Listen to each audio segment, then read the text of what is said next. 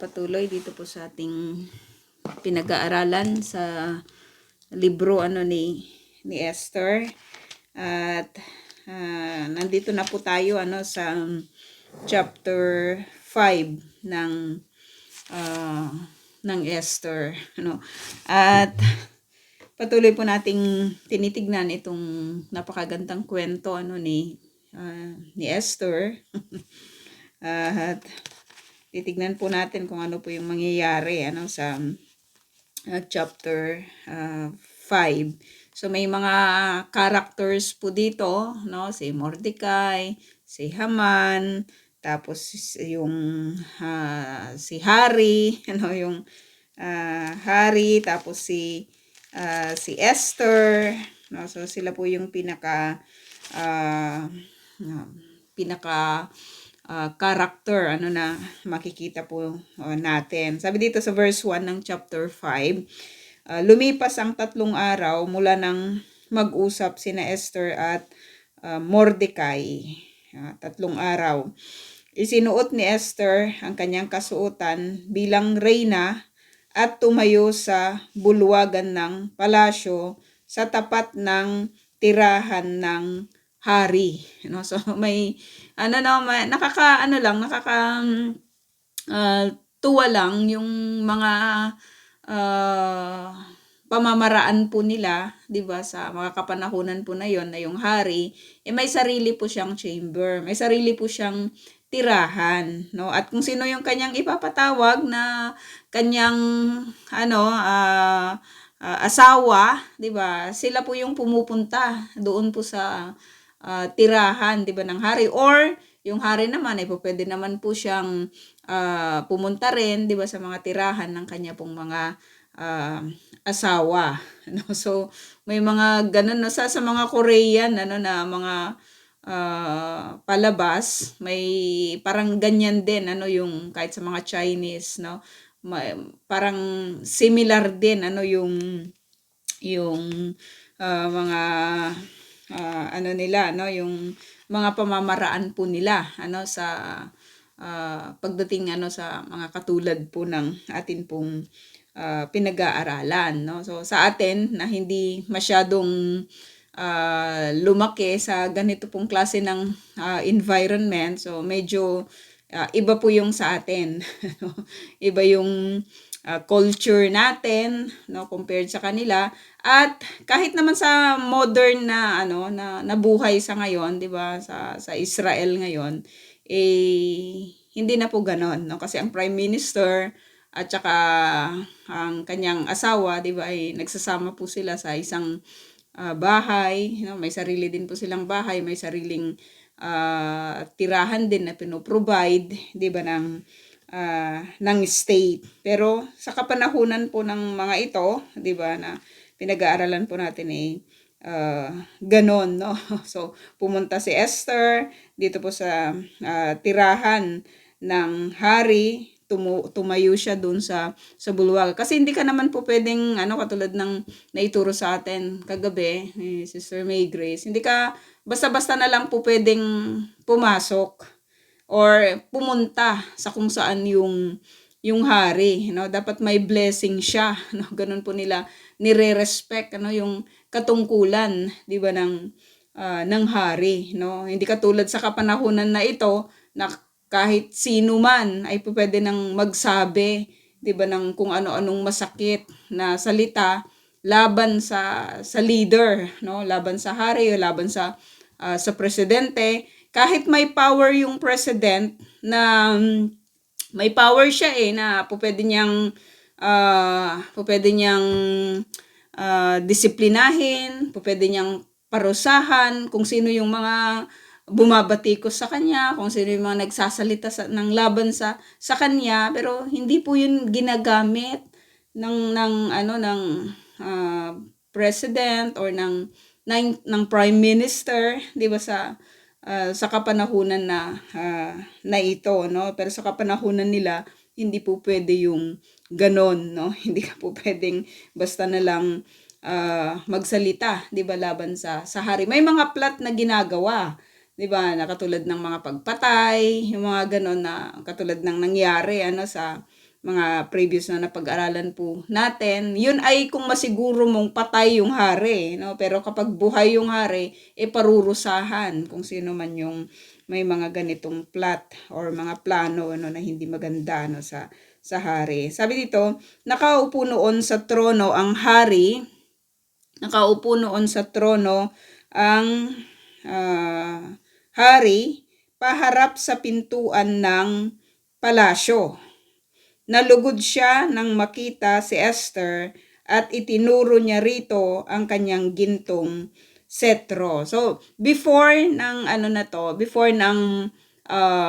ng appearance po na ito, di ba mga kapatid, meron pong ginawa itong sina Esther, sina Mordecai at lahat ng mga Hudyo, di ba na nakaalam doon po sa plano ng pagpatay sa kanila or yung destruction sa kanila. So napag-aralan natin kagabi, 'di ba, na nagano sila, nag-ayuno sila, nanalangin sila, 'di ba? Lumapit sila sa Panginoon, inilapit nila yung kanilang problema, 'di ba, sa Panginoon. Hindi sila nagkaisa para labanan itong si Haman, no? Hindi sila nagplano para sa destruction din itong si Haman, kundi ang pinaka una po nilang ginawa ay yung sila, 'di ba, nag-prayer and fasting. At nakita po natin na ang resulta po nito ay kahit sa part po ni Esther, nagkaroon po siya,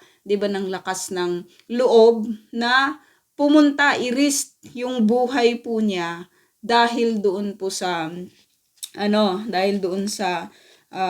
hinaharap po nila, 'di ba, na problema, no? So may ganun, no, na yung bunga ng prayer and fasting po nila ay nagkaroon po siya, 'di ba, ng courage, nagkaroon siya ng tapang, no, nagkaroon siya ng, alam mo yun, na refresh, 'di ba, yung buhay niya, lumakas, 'di ba, yung kanyang pananampalataya na ang ginawa po nila, 'di ba, na ito ay diringgin po sila, 'di ba, ng Panginoon. Kahit naman po sa atin when we are doing, 'di ba, yung mga ganito na prayer and fasting, hindi po pwedeng maghiwalay yun prayer and fasting, nare-refresh po tayo, no? Lumalakas po tayo, no? At ito po yung nagbibigay sa atin ng joy to continue, 'di ba, yung atin pong mga ginagawa, no, especially sa ministry. So hindi yung kumbaga walang kasiguraduhan ito sa part ni Esther kung ituturo ba ng hari yung gintong setro niya dito kay Esther, pero talagang kahit nandun po yung risk, nakahanda po itong si Esther, 'di ba, na kung ano man yung magiging kahihinatnan nito, nakahanda po siya. Anyway, kahit hindi naman po niya yun gawin, 'di ba, mamamatay din po siya. 'Di ba, dahil nga doon sa decree na hindi na po pwedeng bawiin pa, dahil yun ay batas, 'di ba, na nagawa na, no? So sabi dito, lumapit naman si Esther. So just imagine na lang siguro yung yung joy sa puso po ni Esther, sa mga kapanahunan na iyon, no? Siguro doon sa pagtayo niya doon sa bulwagan, grabe din yung pananalangin niya, alam mo yon, na tugunin, 'di ba, ng Diyos yung kanyang isinasamo sa kanya. So sabi dito, lumapit naman si Esther at hinipo ang dulo ng setro. So may mga sila, 'di ba? May mga anong tawag doon? Marami kasi silang mga 'di ba, mga do's and don'ts sa mga ganitong klase, 'di ba, ng mga royal na royal na family, no? Kahit naman sa kapanahunan po na ito, sa kung saan may mga kings pa rin, may mga prince, 'di ba, may mga princess, katulad ng binanggit ni Sister May Grace kagabi, may mga sila, no, may mga batas sila, no, sa loob ng tahanan, may mga batas sila pagdating sa labas, no, ng kanilang tahanan, no. Marami po silang mga sinusunod na mga batas. Kahit doon sa pag-upo nila, kahit doon sa pagkain nila, doon sa paglakad nila, kahit sa pagta-travel nila may mga batas na hindi sila po pwedeng magsama-sama lahat, no, sa isang airplane, kasi pag magkaroon ng disgrasya, wag naman sana, no, ay at least merong matitira na magko-continue doon sa kingdom or doon sa ruling na meron sila. So may mga batas po silang sinusunod. So kapag itinuro na sa iyo yung setro, kailangan mong yun, no? Kailangan, sabi dito, lumapit sa hinipo ang dulo ng setro. Sabi dito, itinanong ng hari, bakit aking reyna? No, hindi kita pinatawag, pero alam ng hari mismo na kapag may mga ganong mga sitwasyon, 'di ba, na bigla na lang nag-a-appear sa mga Korean kasi, 'di ba, na mga palabas. O pwede lang pumunta siya sa labas, 'di ba, at magsumamo, no, na para makausap yung hari, no. So parang ganito din yung ginawa nitong si Esther, at sabi, bakit aking reyna? Sabihin mo kung ano ang ibig mo at ibibigay ko sa iyo kahit ang kalahati ng aking kaharian. Grabe, no? Kahit ang kalahati ng aking kaharian. Sa laki, 'di ba, ng kaharian na nirurule nitong si Haring Xerxes, makita lang po natin na dito pa lang ay makita po natin ang kanyang pagtangi dito po kay Esther, no? At kung titingnan natin, mga kapatid, 'di ba, na ang Lord ay nagwo-work din siya kahit sa mga pagan kings in favor sa kanyang mga taong mga pinili, no? In favor doon po sa mga tao na kanya pong pinili. At dito si Esther ay isang Hudyo, si Mordecai ay isang Hudyo, no, mga taong pinili ng Lord. So kung kaya ng Diyos na mag-work, kaya ng Diyos na alam mo yon, gamitin itong mga pagan kings, itong mga hari na hindi nakakakilala sa kanya para doon po sa kanyang purpose, rest assured din po tayo na maging sa kapanahunan po na ito, kahit yung mga sinasabi nating mga unbeliever na mga rulers, minsan kasi pinipili natin, of course pipiliin natin, 'di ba, yung mga may takot sa Panginoon para sana ay makapag-rule sila, 'di ba, ng maayos din, no, in favor doon po sa mga mananampalataya. Pero hindi kasi ganun lagi, no? Hindi kasi ganun lagi yung sitwasyon. May mga mga unbelievers na nagro-rule sa country, at marami po sila, marami po sila, hindi lang sa Pilipinas, kundi lang dito, kundi sa buong mundo. Pero knowing yung kwento po na ito, mga kapatid, makaka-assure tayo, 'di ba, na kahit unbeliever yung presidente natin, kahit unbeliever yung mga senators po natin, kaya pa rin i-work out ng God sa pamamagitan po nila kung ano po yung naisin niya, 'di ba, na mangyari sa ating bansa, sa ating mga mamamayan, no? He is in control. Alam niya kung ano po, 'di ba, yung kanyang ginagawa, no? So hindi tayo yung mga tao na alam mo yun, yung magsasabi, 'di ba, ng mga masasama sa ating mga leaders, kasi kaya ng Diyos i-turn lahat ang mga bagay na hindi maganda para sa kapakinabangan, 'di ba, ng mga mananampalataya kung nanaisin niya sa pamamagitan ng mga leaders na ito. Ang sa atin lang is to pray for them, 'di ba? Kahit ayaw natin sa kanila, kahit hindi natin sila the so-called kaalyado, 'di ba? Hindi sila yung nais natin, kahit may mga kwento ito, 'di ba, sa nakaraan, no? May mga gano'n. Ang sa ating mga mananampalataya is to pray for them.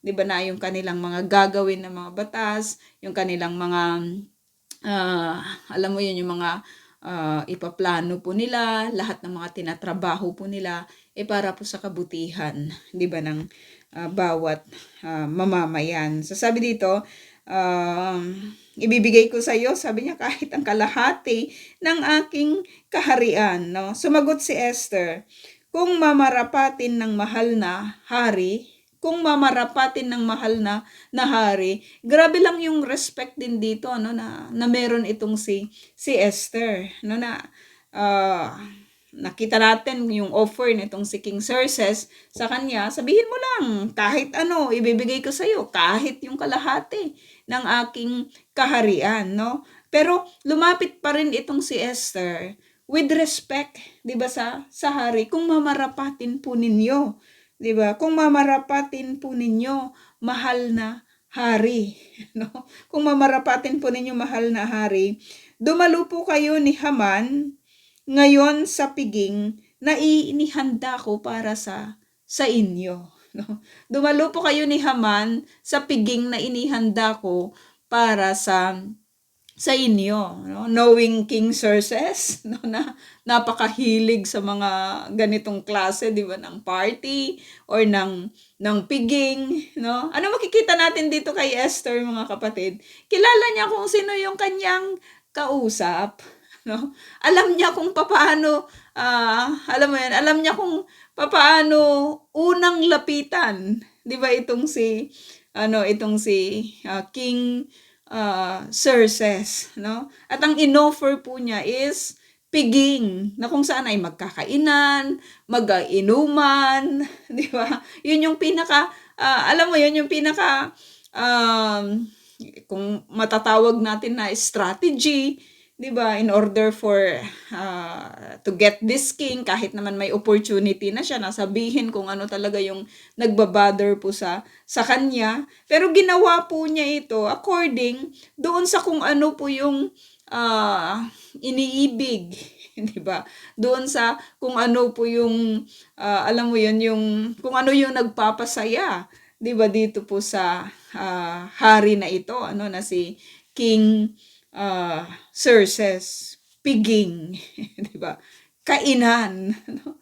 Alam mo 'yun, kainan, no? Marami po yung alam, nakakaano, 'di ba, kapag ang isang tao ay mahilig, 'di ba, sa mga paghahanda ng mga pagkain, 'di ba, yung mga gano'n, yung kapag kasama mo yung tao na ito, 'di ba, ay hindi ka magugutom. Nakakamiss 'yun, 'di ba, na alam mo 'yun, kapag ginet ka kasi through food, maraming gano'n, 'di ba? Kahit sa kapanahunan na ito, 'di ba, mag-aya ka ng tungkol sa kainan, 'di ba? Marami kang magiging mga kaibigan, no? Sa pamamagitan ng mga ganitong klase, 'di ba, ng mga gatherings, no? Kaysa doon sa ayaw man lang magpakain, 'di ba, yung mga ganon. Hindi yun lapitin, ano? Pero alam mo yun, yung I don't know if we can relate, 'di ba, na kapag marami, 'di ba, yung mga lalong-lalo na itong si King Xerxes, mahilig, 'di ba, sa mga ganitong klase. Ilang araw siyang nagpapapiging, nagpapa-party, 'di ba, para sa mga ganitong klase, 'di ba, ng mga occasions, ay talagang pasok na pasok itong invitation, 'di ba, nitong si Esther, at ini-invite niya is the king at saka itong si Haman. Kasi si Haman naman ay mataas yung kanyang katungkulan, 'di ba, na ibinigay ng hari ano sa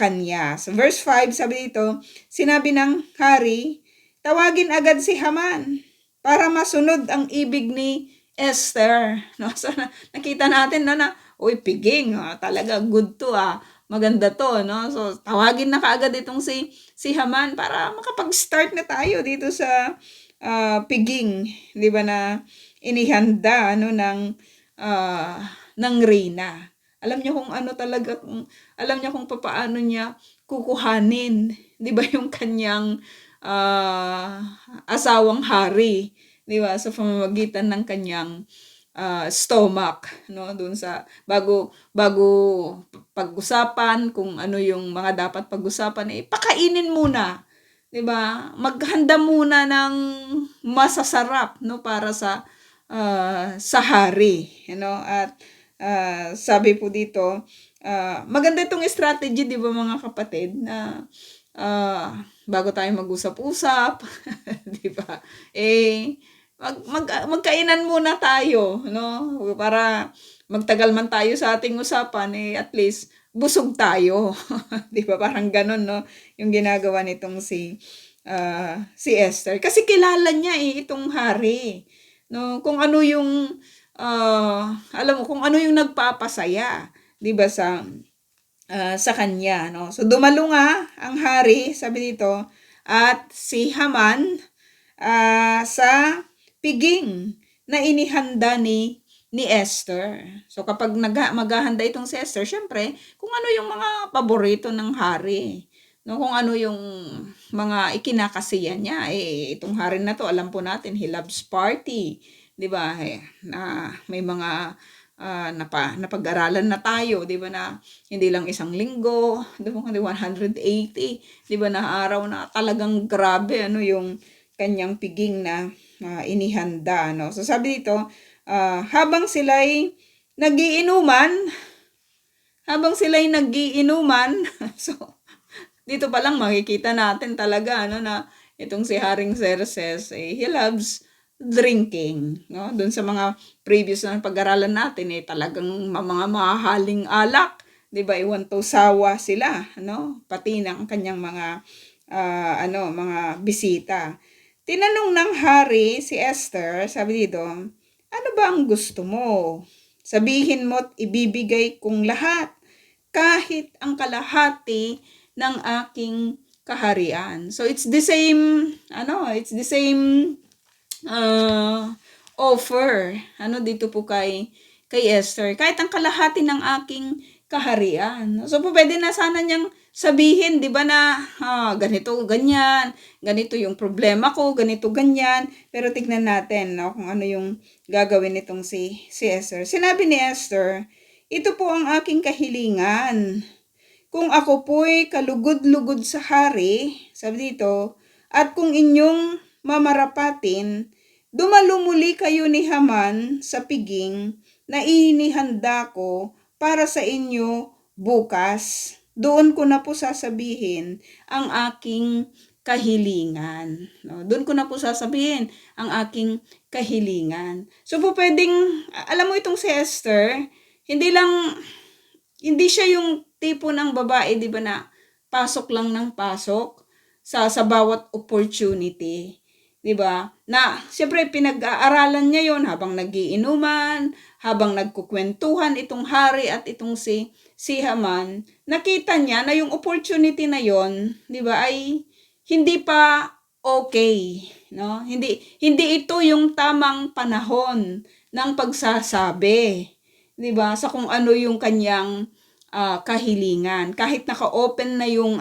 opportunity, 'di ba? Sabihin mo na sa akin kung ano yung iyong kahilingan, pero hindi yun yung tamang opportunity. Madalas dito tayo nadadali, 'di ba mga kapatid? Na kapag may gusto tayong mayari, may gusto tayong sabihin, may gusto tayong may gusto tayo, 'di ba, na para matapos na, agad pasok ng pasok, 'di ba? Banat ng banat, no? At madalas ang epekto nito, 'di ba, ay hindi po maganda, no? Yung right na timing. Hindi ito yung right na timing. We don't know kung bakit, 'di ba? Bakit hindi ito yung hindi ito yung right timing na dapat sabihin na ni Esther kung ano yung kanyang kahilingan, 'di ba, sa hari. Pero hindi niya 'yun no, hindi natin alam kung bakit hindi 'yun yung tamang panahon, pero nakita ni Esther na hindi 'yun yung tamang panahon. Kaya sinabi niya, 'di ba, na dumalo po kayo muli, 'di ba, sa piging na ihahanda ko para sa inyo bukas. So isa sa isang part ni Haring sa part ni Haring Xerxes, okay lang naman 'yun, 'di ba? Kasi nga nag 180 nga napiging sila. So parang ganito lang din, no. So kung hindi pa tapos yung piging na ito, edi may bukas pa ulit. 'Di ba? Parang napaka-cool lang talaga ng hari na ito, 'di ba, na sige, hindi kita pipilitin. O sige, piging bukas, edi sige, bukas na lang ulit, 'di ba?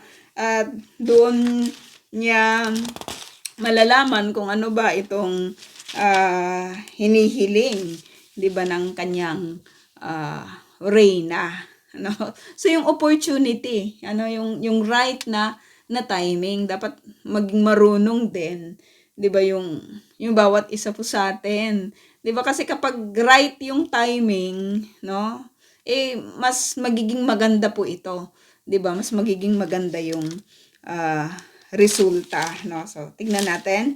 Sabi dito, nang araw na iyon, masayang-masayang lumabas ng palasyo si Haman, no? Masayang-masayang lumabas. Syempre, 'di ba? Hindi lang yung hari yung nag-imbita sa kanya, kundi pati yung reyna, no? At walang ibang inimbitahan ng reyna maliban kay Haman, 'di ba? At ang hari. So ganun, alam mo 'yun, yung ego nitong si Haman, talagang mataas, ano? Dahil sa ganitong klase, 'di ba, ng opportunity na kanyang nai-experience. So sabi dito, masayang-masayang lumabas ng palasyo si Haman. Ngunit sumiklab na naman ang kanyang galit nang mapatapat siya kay Mordecai na nasa may pintuang papasok sa palasyo, no? Sumiklab yung kanyang galit. Kung titignan natin, mga kapatid, 'di ba? Napaka-blessed nitong si Haman. Nasa kanya na yung lahat. Power, 'di ba? Nasa kanya na lahat. Wealth, nasa kanya na lahat. No, yung alam mo 'yun, yung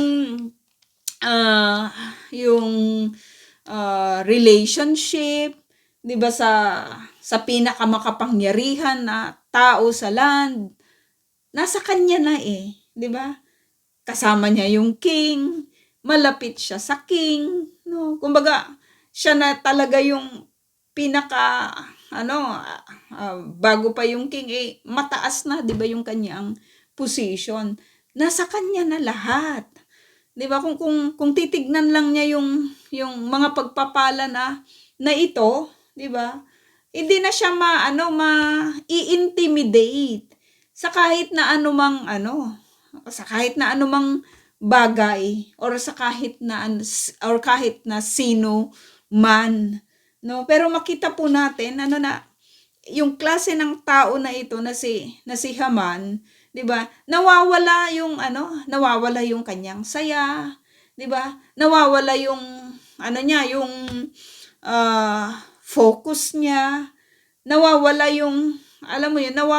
yung pagka blessed niya, 'di ba? Kapag nakakita siya ng magti-trigger doon sa kanya pong galit, no? Nawawala siya doon sa kanyang sarili, no? Kapag siya po ay nakakita, 'di ba, ng kanya pong ikakagalit.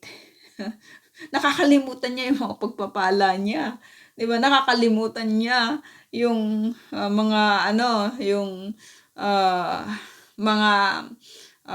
mga positibong mga bagay, 'di ba, na nangyari na sa buhay niya, kapag nakita niya kung sino yung kanyang kinagagalitan. At yung pagkagalit niya dito kay Mordecai ay dahil hindi nagbibigay ng respeto itong si Mordecai, 'di ba, sa kanya, hindi nagbabaw itong si Mordecai, 'di ba, sa kanya. So kung si Haman ay isang tao, 'di ba, na alam mo 'yun, mas madami akong pagpapala diyan. Amo na yan si Mordecai kung ayaw niya akong Pero grabe kasi yung kanyang pagpapahalaga, 'di ba, sa kanyang sarili, no? Yung hindi may mga tao talaga na ganyan, 'di ba, na hindi mo lang mapansin nagagalit na, 'di ba? Or hindi mo lang ma-appreciate yung kanyang ginagawa, nagagalit na. No, ito hindi lang siya Isa lang naman si Haman eh. Ang dami namang mga tao na ano, 'di ba, kung mabuti sana yung kanyang puso, 'di ba, hindi niya bibigyan ito ng hindi niya ito bibigyan ano ng ganitong klase ng pagtingin ano dito kay Mordecai, no. So sabi dito, itong si Mordecai ano, mapatapat siya kay Mordecai na nasa may pintuang papasok sa palasyo, ni hindi man lamang ito tumayo o nagbigay galang sa kanya. Ni hindi man lang ito tumayo o nagbigay galang ano sa kanya, no. Grabe din kasi itong si Mordecai din, 'di ba?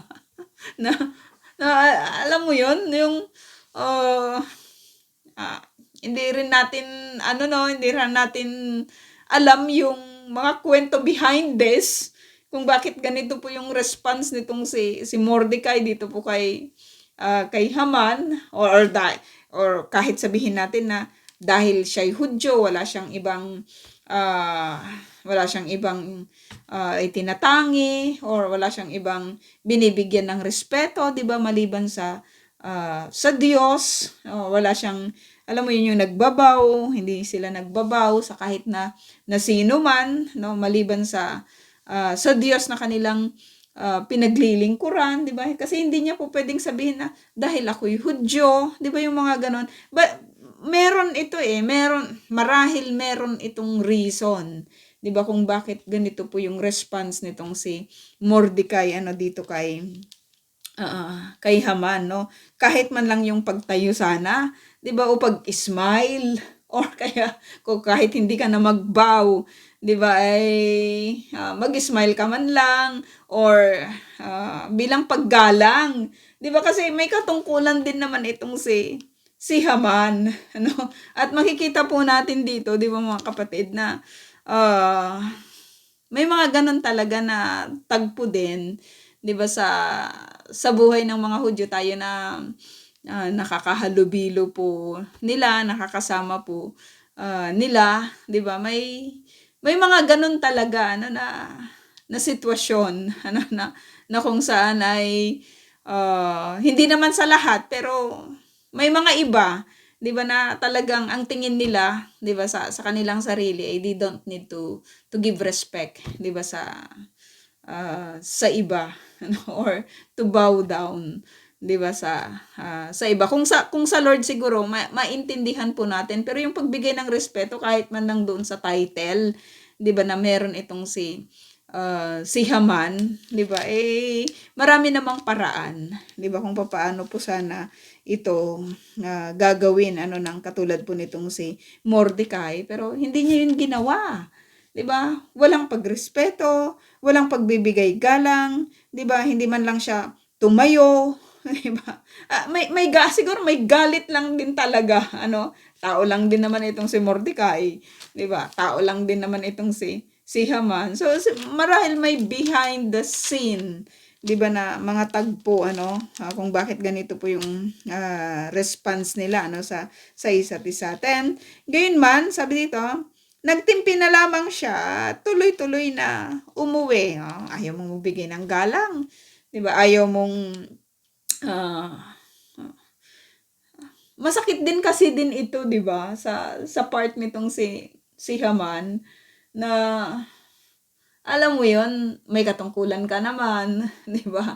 Itinatangi ka nga ng hari. Tapos merong isa na wala man lang pagrespeto sa iyo, 'di ba? Or kahit yung konting ano lang, 'di ba? Yung kung nakaupo siya, hindi man lang siya tatayo, 'di ba? Or i-acknowledge man lang na nandyan siya, 'di ba?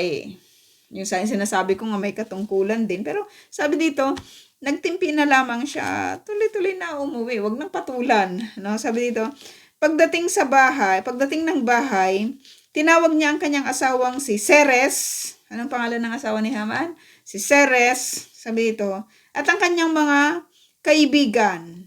Ipinagmalaki niya sa mga ito ang kanyang kayamanan. No, so one thing na makikita natin dito kay Haman, hindi lang siya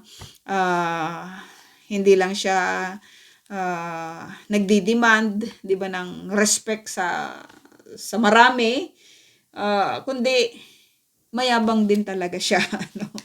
Kasi sabi dito, 'di ba, ipinagmalaki niya ang kanyang kayamanan. Siyempre, next in power siya.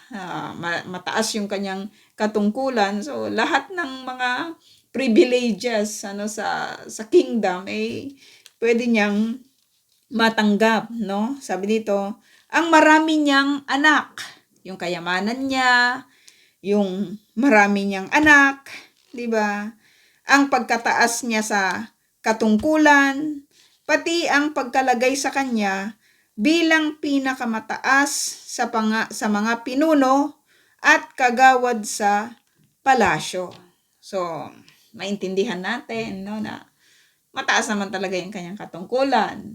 So, tinawag niya yung kanyang asawa, tinawag niya yung kanyang mga kaibigan na hindi natin alam kung paano niya dineliver yung mga pagmamalaki niya, 'di ba, sa harap ng kanyang mga kaibigan, no? Siya yung pinakamataas na pinuno at kagawad, sabi dito, sa palasyo, no? Idinugtong pa niya, at ako lamang ang inanyayahan ni Reyna Esther na sumama sa hari nang maghanda siya ng handaan. So, it is a privilege yun, no, na hindi naman lahat ng lahat ng tao iimbitahin din ng reyna. So, privilege yun, di ba, sa kanya. At maging yun ay pinagyabang po niya.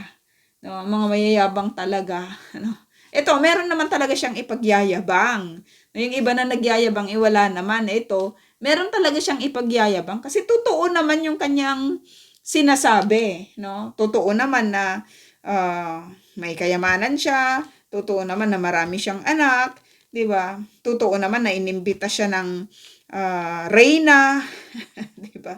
Totoo naman na may katungkulan siya, 'di ba? Totoo naman yung lahat ng kanyang sinasabi. 'Di ba? Totoo talaga, totoo yung lahat ng kanyang binabanggit na ito, no? Sabi niya, gayunman, sabi dito, no, bukas, iniimbita na naman niya ako, kasama ang hari. Gayunman, walang halaga sa akin ang lahat ng ito. Hanggat nakikita kong nakaupo sa pasukan ng palasyo, ang Hudyong si Mordecai, no? So, grabe, inisa-isa na yung blessing niya, yung binabanggit ko po kanina. Pero sabi niya, walang halaga lahat ito. Hanggat nakikita ko, sabi niya, nakikita ko na nakaupo sa pasukan ng palasyo ang Hudyong si Mordecai. Ito yung nagpre-prevent sa kanya, 'di ba, na maging masaya ng todo. Dahil may isang Hudyo doon na si Mordecai na kinagagalitan po niya. 'Di ba? May mga tagpo din po ba sa buhay natin, mga kapatid, na hindi natin nai-enjoy yung lahat kasi may galit tayo, 'di ba? Na sa isang tao na hindi nagpapahalaga sa atin, 'di ba, yung mga ganon, nape-prevent nito sa atin, na nape-prevent niya na tayo po ay magkaroon, 'di ba, ng talagang kasiyahan or kagalakan, 'di ba, sa buhay na ito. Si Haman ganun siya, no? Baliwala lahat sa kanya yon. Hanggat nakikita niya itong si Mordecai doon sa pasukan, na nakaulang ginagawa itong si Mordecai, nakaupo lang siya, pero nagagalit siya ng todo dito kay Mordecai kasi nga hindi ito nagbibigay, 'di ba, ng respeto sa kanya, no? 14, sinabi sa kanya ng asawa niyang si Ceres, tandaan natin yung pangalan niya, Ceres. Sabi dito, at ang kanyang mga kaibigan, ano yung ipapayo nila ngayon dito kay Haman?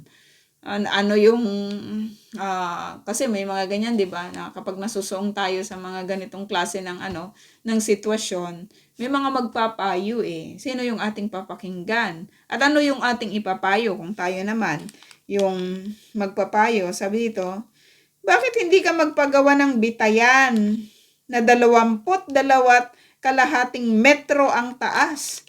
Sabi dito, sa may pintuan ng palasyo, at bukas ng umaga, hilingin mo sa hari na bitayin si Mordecai.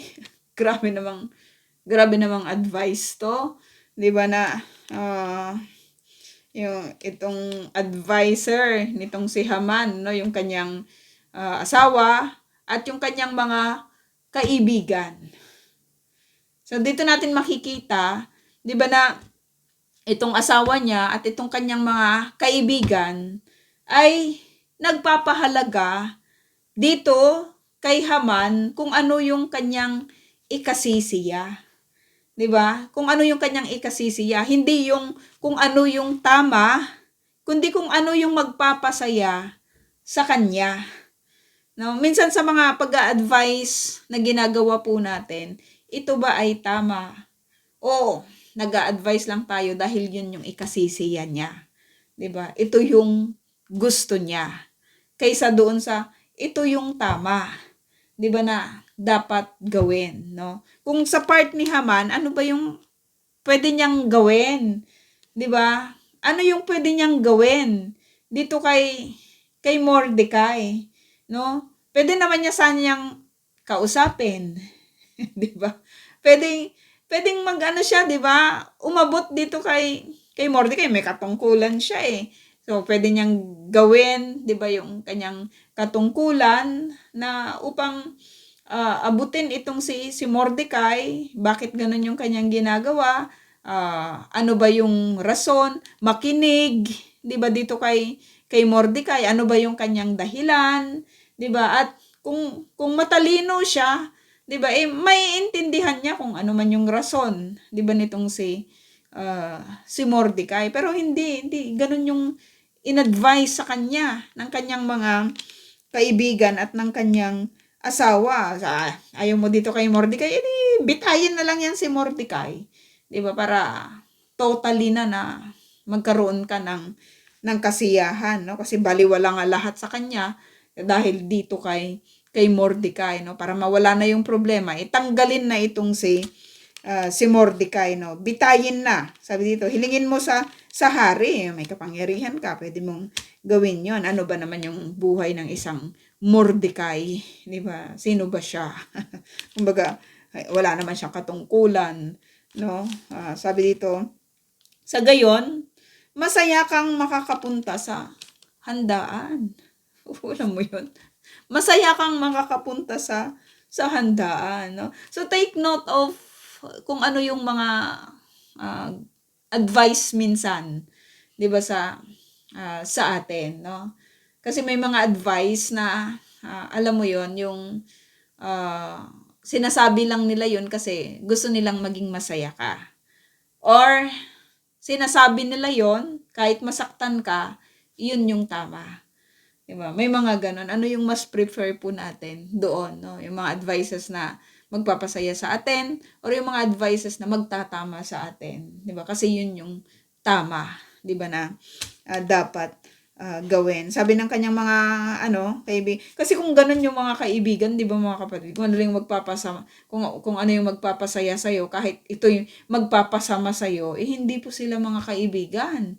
'Di ba? Hindi sila mga kaibigan. Ito, makikita natin, no, na may mga ganun, no. Sige, tanggalin mo na lang itong si Mordecai para maging masaya ka na. Gusto namin masaya ka, kaya susuportahan ka namin.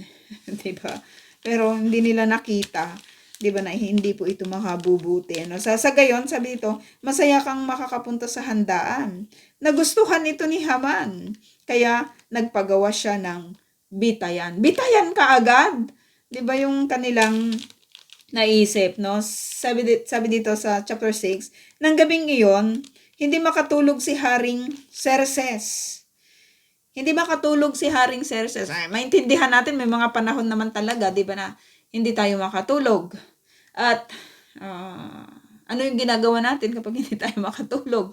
'Di ba, sa kapanahonan na ito, maaring makinig tayo ng music hanggang sa makatulog tayo, 'di ba? Mag-scan tayo ng Facebook, mag-message tayo, magbasa tayo, 'di ba? Kumain tayo, marami tayong mga pwedeng ano yung mga ginagawa po natin, 'di ba? Para tayo makatulog, no? Kasi ang hirap naman na nandyan ka lang sa higaan, 'di ba? Tapos hindi ka makatulog, masakit din yung ano, 'di ba? Masakit yung katawan, masakit yung ulo. Itong si Artaxerxes, hindi siya makatulog, no? Anong ginawa niya?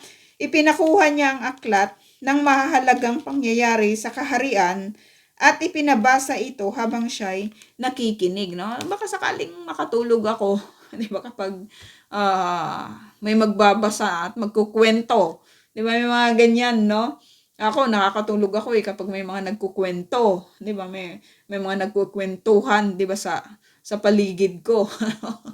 Doon ako nakakatulog, no? Unlike kapag tahimik na tahimik, 'di ba? Parang napakahirap matulog ano kapag gano'n, no? So itong si Artaxerxes, basahin kung ano yung mga mahalagang pangyayari, no? Sabi dito, nabasa ang bahagi ng kasaysayan tungkol sa pagkatuklas ni Mordecai sa masamang balak ng mga yunukong sina Bigtan at Teres na patayin ang haring Xerxes. So nakita natin, 'di ba mga kapatid, na yung nangyari, 'di ba, na ito dito kay Mordecai, hindi po siya parang nawala lang 'yun, 'di ba, na nakwento, no? Pero dito makikita po natin na bawat gawain may reward sa king.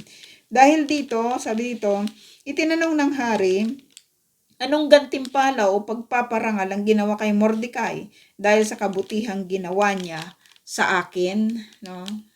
Anong pagpapala? Anong gantimpala yung ibinigay dito kay Mordecai? Kasi hindi natin alam kung bakit nawala na ito kasi maraming buwan na yung nakalipas, 'di ba? Bago ito mangyari. So yung hindi pagka-antok nitong si Haring Xerxes may dahilan, no? May dahilan, no? At dito nga ay nakita po natin na nalaman ulit niya, 'di ba? Na wala palang ginawang parangal or gantimpala dito kay Mordecai. Sumagot ang mga tagapaglingkod, wala po. Wala. Ang nun, 'di ba? Napaka-delikado nun, 'di ba? Sa buhay nitong si Haring Xerxes na may dalawang tao, 'di ba, na gusto siyang patayin. Tapos narinig ito ni Mordecai, sinabi kay Esther at pinaimbestigahan ng hari at nalaman nga na totoo, kaya pinabitay niya, 'di ba, yung mga tao po na ito na nagtangka sa kanyang buhay. Nagtanong ang hari, sino ba ang nasa bulwagan? Samantala noon ay papasok sa bulwagan si Haman upang sabihin sa hari na maaari nang bitayin si Mordecai sa ipinagawa niyang bitayan. Sinabi ng mga tagapaglingkod ng hari, si Haman po. Si Haman po. At sinabi ng hari, palapitin ninyo siya rito. Palapitin ninyo siya rito. So dito pa lang makikita po natin mga kapatid yung hindi tulog nitong si Haring Xerxes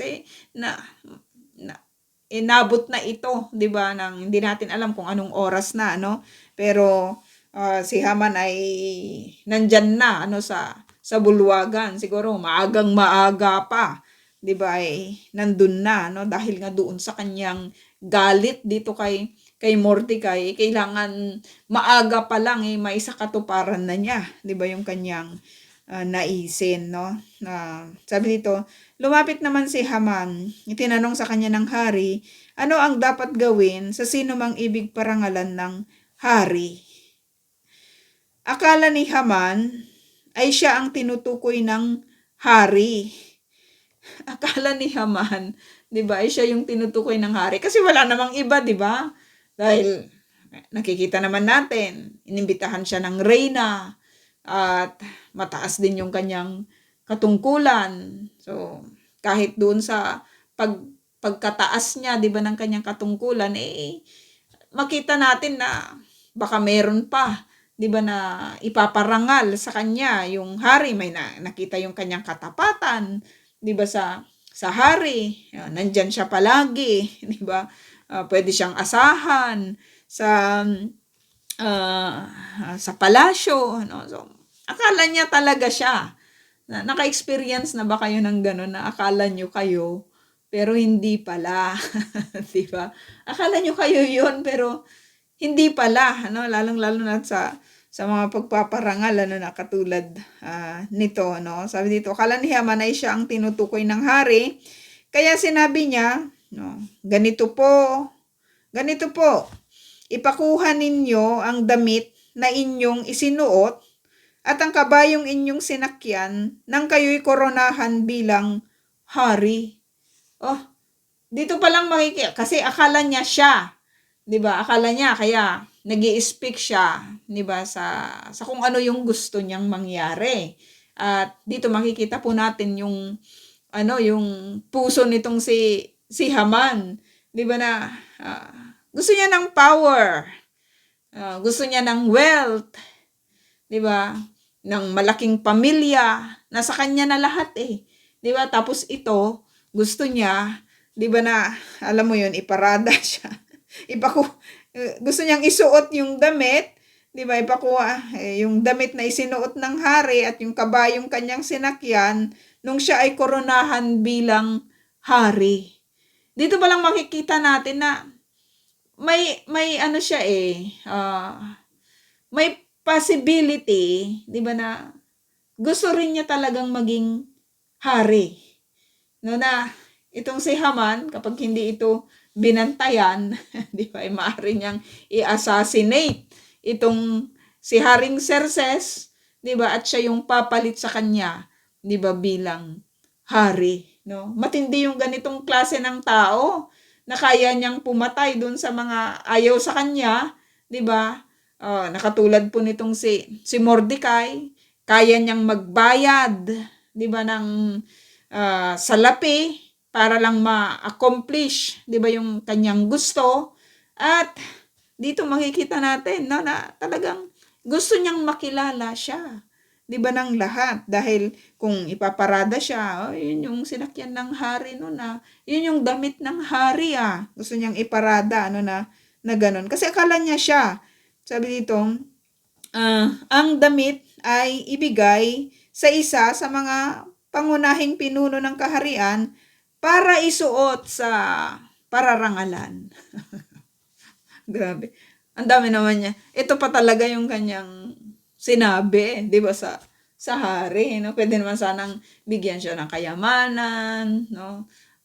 Bigyan siya ng ganito, 'di ba, katungkulan. Ito talaga yung kanyang sinabi kasi akala niya siya, 'di ba, yung pararangalan. Pagkatapos, isakay sa kabayo at ilibot sa buong lungsod habang isinisigaw ang ito ang ginagawa sa taong pinaparangalan ng hari.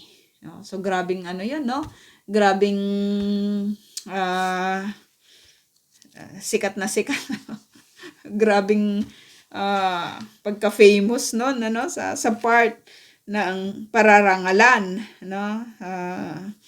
Ipinapakilala siya, 'di ba, sa buong lungsod na talagang siya yung pinaka the best sa lahat, ano, by the authority, ano, na ibibigay sa kanya ng hari. Sinabi ng hari kay Haman, kung gayon, kunin mo ang aking damit at ang aking kabayo. Si Haring Xerxes talaga, ano, ang dali niyang